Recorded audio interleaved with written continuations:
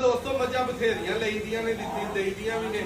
लेकिन 11-12 मझा दिनों चों दिनों ले लिया मझ अपनी सब तो फेवरेट सब तो जी कीमत वध पर वो ही मझ चंगी होंगी है क्योंकि इतने सियाणा होंगे हर बंदा इतना लिया मूँह बहा देना झोटी का दूजा सूआ झोटी को पक्का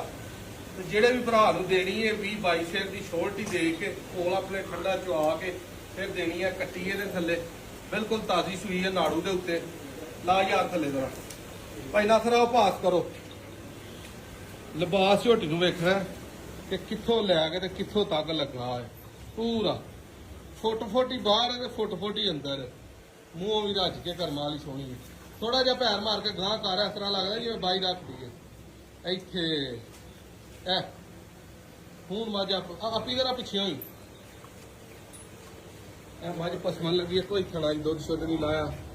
खान वेखना पसम के किड्डा सोहना करमालियां करना कट्टी है काली स्याह कट्टी है काली स्याह मझ आप वाह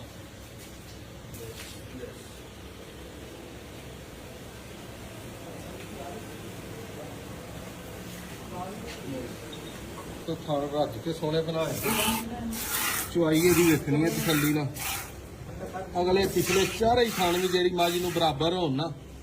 उनकी मझ भी घट लभदी है लियाओ हाँ की जे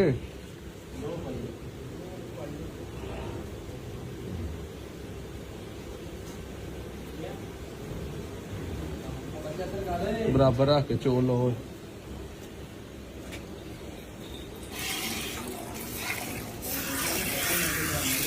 स्वाद नहीं करता उस का पूरा बराबर बराबर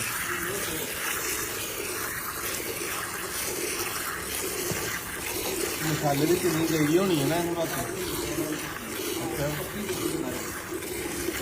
केड़ी चटनी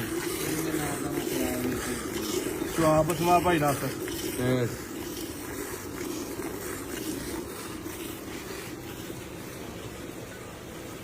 बड़ी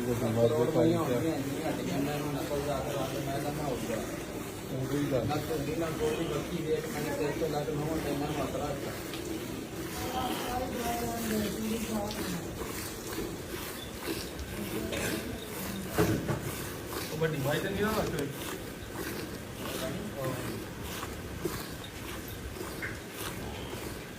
बराबर ने